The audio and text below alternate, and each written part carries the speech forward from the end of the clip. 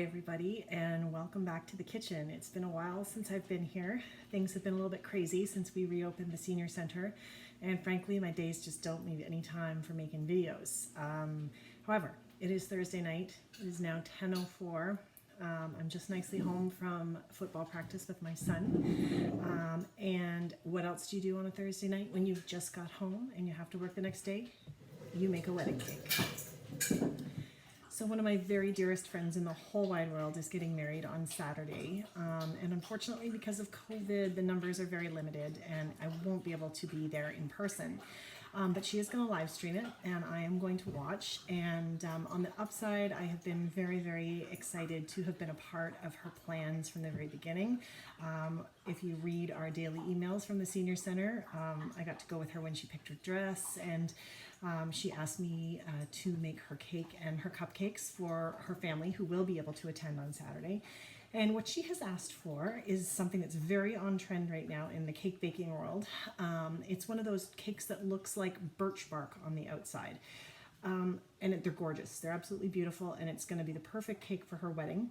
So the only hang up is that I've never done a cake like that before.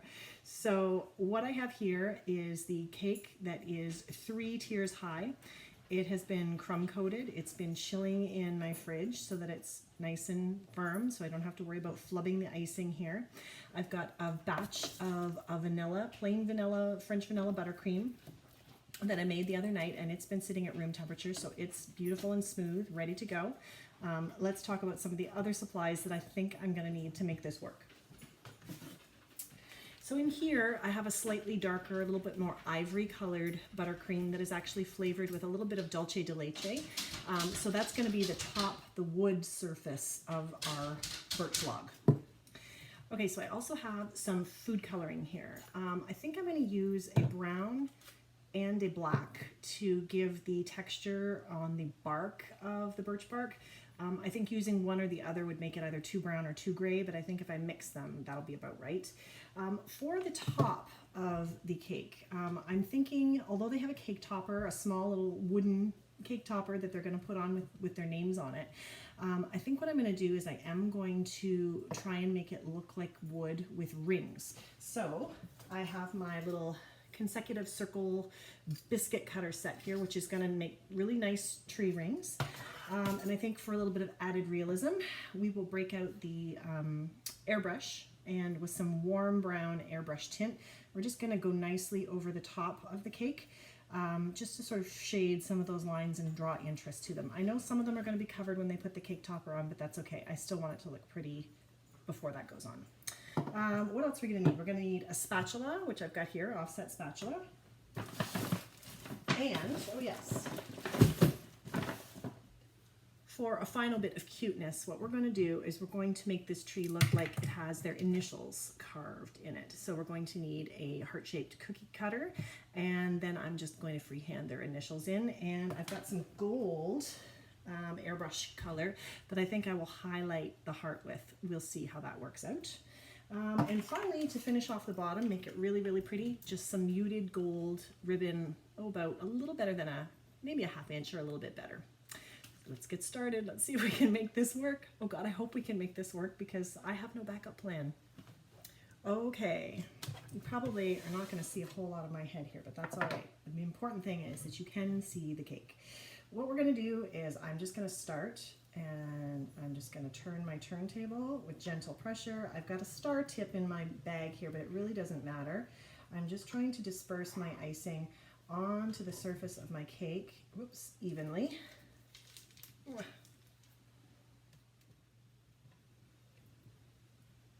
Okay, so I'll let you have a look-see.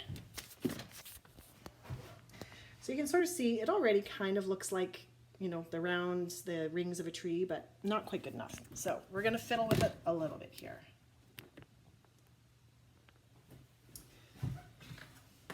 So using our offset spatula, first we're going to smooth it. Now again, this cake is really quite chilled underneath. The icing, the crumb coat that I put on the other night is very, very cool. So I don't have to worry about picking up any crumbs or anything else.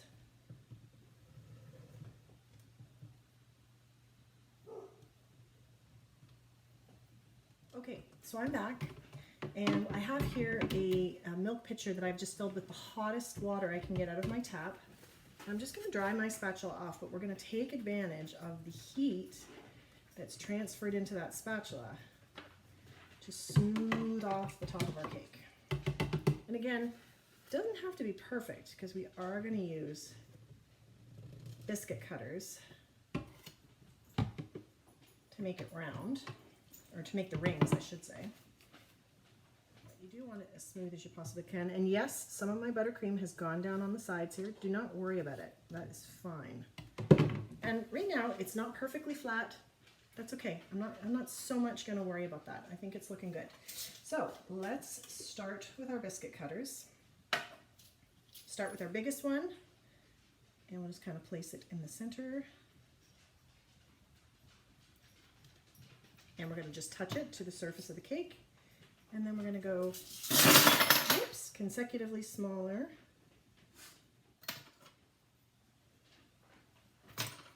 Okay. And there we go.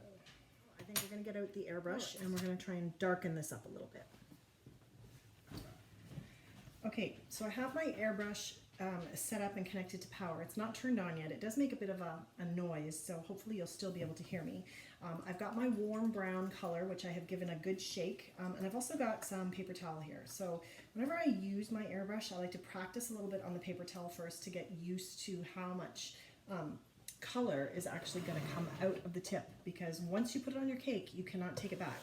So let's move the cake out of the way, and I'll just have it here. You can just, all right, put some color into our tip, our airbrush.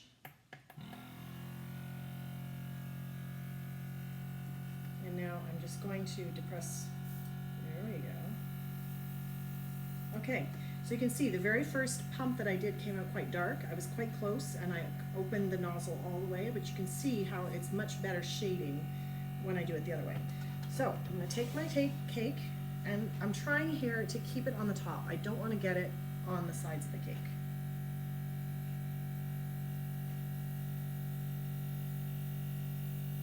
Now I'm just darkening up a little closer, and I'm just going to darken up some of those individual rings just to draw interest to them.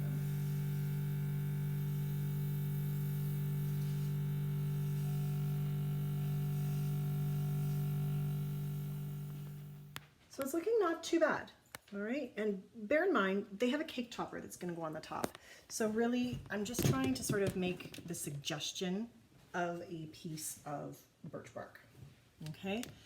So now, let's move on to the sides of the cake. I'm not going to worry about my airbrush anymore for now. I'm going to set it aside, and I'm going to take my spatula, dry it off again, and we're going to go into our French vanilla buttercream, and we're going to just put it on the sides and give a nice covering to the whole cake. Won't need that much. I crumb coated this fairly thick, and you don't want it to be, you know, solid icing. You want people to taste the cake, not just the icing.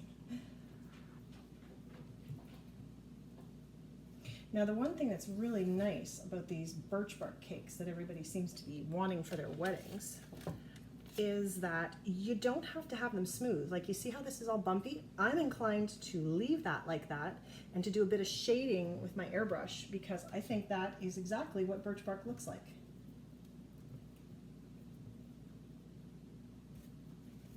Doesn't have to be perfect. In fact, I'm not gonna muck about with it too much more. I know it probably, from right where you're sitting, probably looks a bit like a hot mess, but it's really got the texture of birch bark. Now I am going to run my spatula around the very bottom, because that is where our pretty ribbon is going to go. But otherwise, I think that's great. Okay, so moving on. Now, how do we get the little marks? Some people use an airbrush. Some people use a spatula with just a dollop of food coloring on it. Other people use a paintbrush. It's sort of, you know, whatever floats your boat, really. I think we're going to try a spatula, the offset spatula, with a mixture of brown and black food coloring, and we're just going to kind of smudge it on, and we're going to see how that goes. Okay, so, okay, just going to use actually a disposable plate. And a little bit of black coloring on my plate, and a little bit of brown. We're going to work those together. I feel like I need more brown.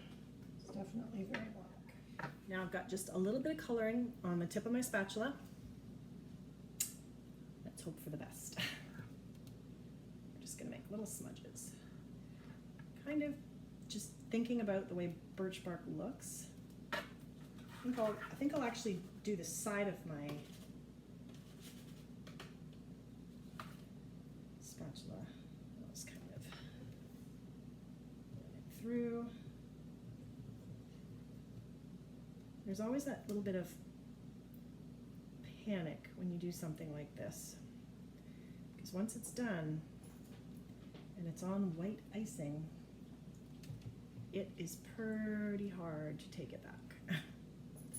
You're looking at scraping off icing and starting from scratch if you really, really, really don't like the result. However, this is looking good so far.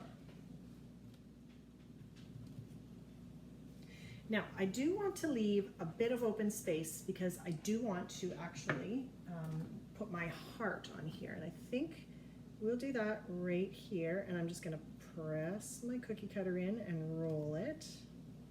Good. Now, I've got a little paintbrush here, and I'm just going to put a little bit of hot water on the end of my paintbrush, dab off the excess water, and I'm going to use that paintbrush to trace that heart.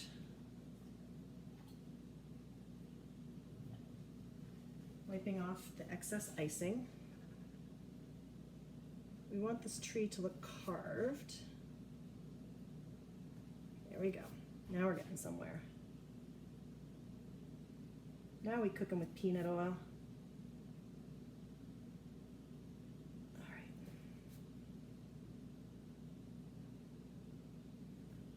Okay. Now, I don't know if I could paint in there, or if I would be better to try and use my airbrush for that. Let's see. Let's just try very close and gently.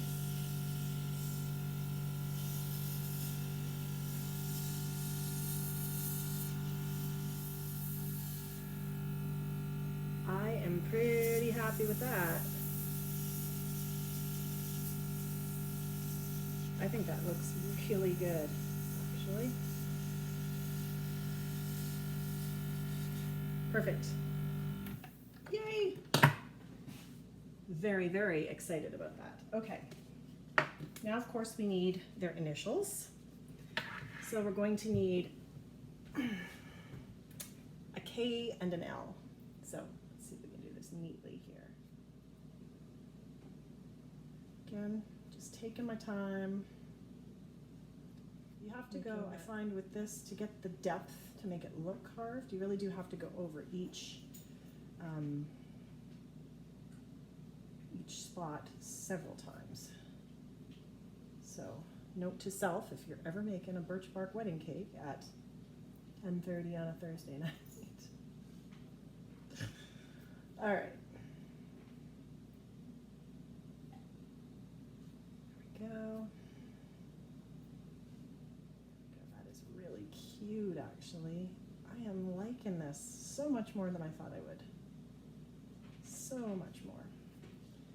So, the only thing now, I will take my airbrush again and working just as slowly and carefully as I did before to darken the letters of their initials. At some point, I'm probably going to have to refill my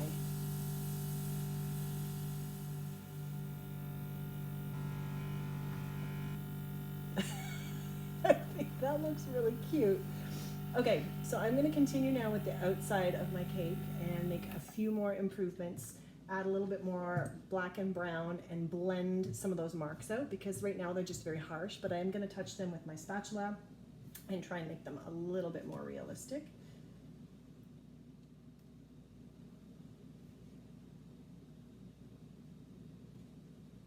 And some of these pieces of frosting that are sticking out is great because it looks like where the birch bark would peel off the tree. So I'm touching it with my spatula and my color on there.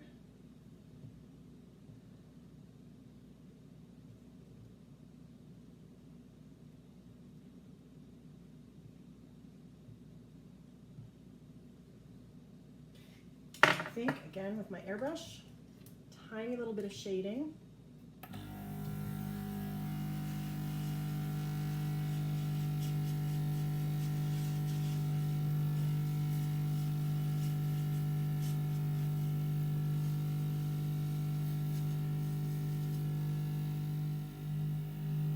Okay.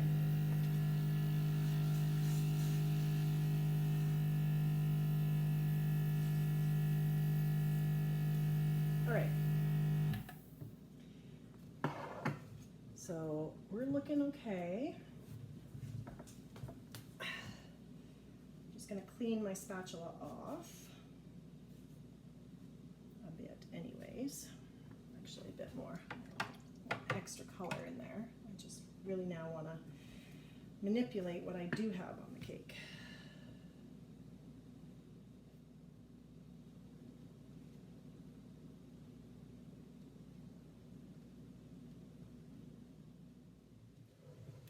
I am not going to fuss about with it much more. I think it's something that you could very quickly overwork, and I don't want to do that. I love the way it's looking. I think it's looking pretty respectable and pretty much like a tree. So that in mind, I'm going to leave you for a minute. I'm going to come back, clean up this mess, and then we're going to fix the ribbon on the bottom, and I think I'm going to pour myself a very well-deserved glass of wine.